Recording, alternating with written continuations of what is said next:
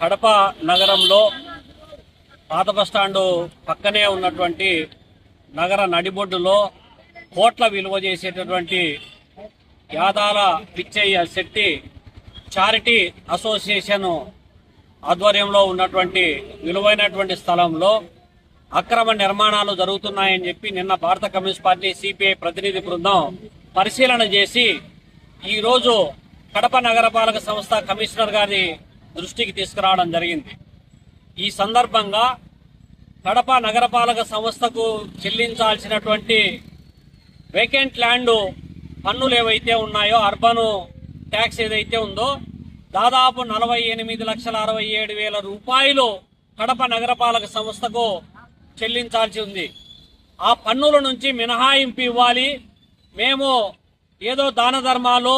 సేవా కార్యక్రమాలు చేస్తున్నటువంటి చారిటీ ఇంత డబ్బులు చెల్లించలేదు కాబట్టి ఎండోమెంట్ యాక్ట్ ప్రకారము దేవాదాయ శాఖ పరిధిలోకి వచ్చేటటువంటి ఈ చారిటీకి డబ్బులు కట్టేటువంటి స్తోమత లేదని చెప్పి వాళ్ళు పన్నుల నుంచి మినహాయింపు ఇవ్వాలని చెప్పి గతంలో నగరపాలక సంస్థలకు విన్నవించుకుంటే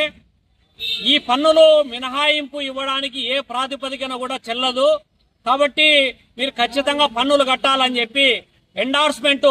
ఇవ్వడము, ఆ ఎండార్స్మెంట్ ను బేస్ చేసుకొని హైకోర్టును ఆశ్రయించినటువంటి చారిటీ అసోసియేషన్ ఒకవైపు ట్యాక్స్ కు సంబంధించినటువంటి ఎగ్జామ్షన్ తో పాటు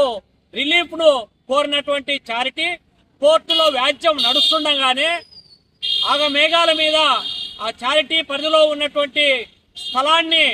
ఓపెన్ యాక్షన్ పెట్టి కమర్షియల్ కాంప్లెక్స్ నిర్మాణానికి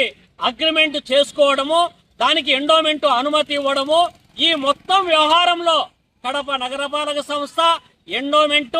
చారిటీ, అధికార పార్టీ నేతల అండదండలు మొత్తం కూడబలుక్కొని విలువైనటువంటి ప్రాపర్టీని కొల్లగొట్టుకోవడానికి, అధికార పార్టీ నేతల ఆదాయ వనరుగా మార్చుకోవడానికి కావలసినటువంటి ఒక కుట్రపూరితమైనటువంటి చర్యలు దాగి ఉన్నాయని చెప్పి ఈ సందర్భంగా చెప్పదలుచుకున్నాం. దీనిపైన కడప నగరపాలక సంస్థ కమిషనర్ గారి దృష్టికి తెస్తే